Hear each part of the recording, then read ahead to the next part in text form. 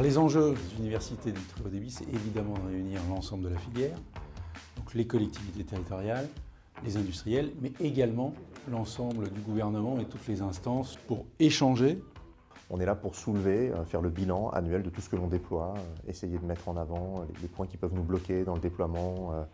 On a parlé des appuis Enedis, on a parlé des raccordements stock, enfin, tout un tas de domaines qui touchent, j'ai envie de dire, tant les collectivités, les opérateurs. Ça permet de mettre tout le monde au même endroit pour discuter des problèmes, de ce qui va bien, de ce qui va moins bien et de ce qu'on peut améliorer pour faire en sorte d'aller encore plus vite. On a eu des discussions extrêmement intéressantes ce matin qui étaient très concrètes, qui étaient quand on tire les fils, sur quel poteau on les met, est-ce qu'on peut utiliser des poteaux existants, comment on fait pour accéder aux habitations. Et ce qu'il faut avoir en tête, c'est que c'est en résolvant ces petits problèmes, qui sont des problèmes très opérationnels, qu'on va faire en sorte d'aller encore plus vite dans le déploiement de la fibre. C'était important pour moi de venir parce qu'on est au milieu d'un chantier immense pour le pays. On est au milieu d'une période très particulière aussi avec cette épidémie et toutes les contraintes qu'elle engendre.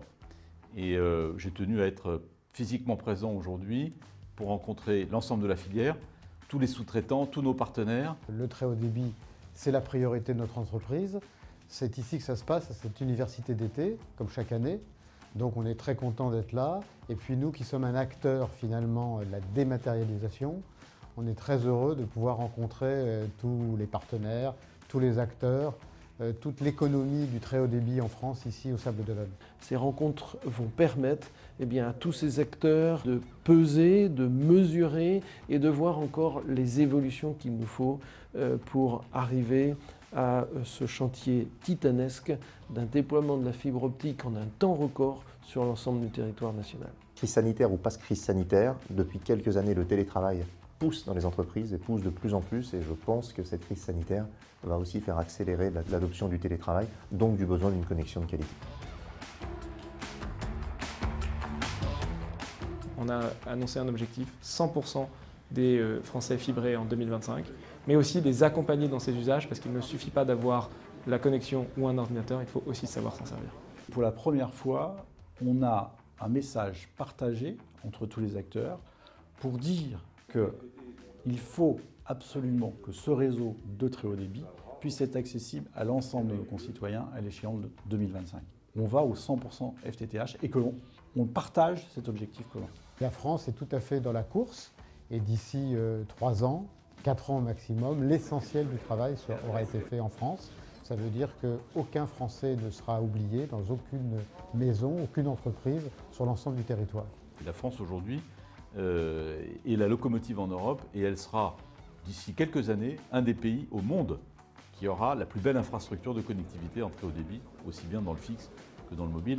Donc ça, je pense que c'est quand même un grand motif de fierté. C'est pour moi d'abord l'infrastructure, puis les usages. Et donc c'est typiquement pour ça qu'aux universités d'été du très haut débit, pour la première fois, au Sables d'Olonne, nous avons consacré une demi-journée à la French Tech. C'est parce que c'est l'évolution logique de l'ensemble de l'écosystème, de se dire maintenant que les infrastructures, quelque part, le train est lancé, il ne s'arrêtera pas, on ira au bout, 2025, occupons-nous des usages. Donc on veut investir dans les technologies d'avenir et dans les entreprises d'avenir, aider nos entreprises traditionnelles à réussir cette transition numérique.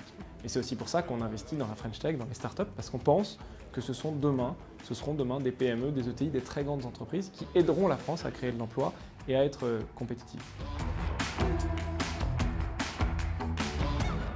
Il va falloir que nous prenions soin aussi, en particulier, de ceux qui sont les moins avertis, ceux qui ont peut-être le plus de difficultés aujourd'hui à entrer dans ce monde des télécommunications. Aujourd'hui, il y a un Français sur 6 qui n'utilise jamais un ordinateur, un Français sur 3 qui manque de compétences de base dans le numérique. Or, dans un monde où tout devient numérique, non seulement on a besoin de connecter les gens, on a besoin de leur apporter la connexion, mais on a aussi besoin de leur apprendre à se servir de ces outils parce que ce n'est pas évident.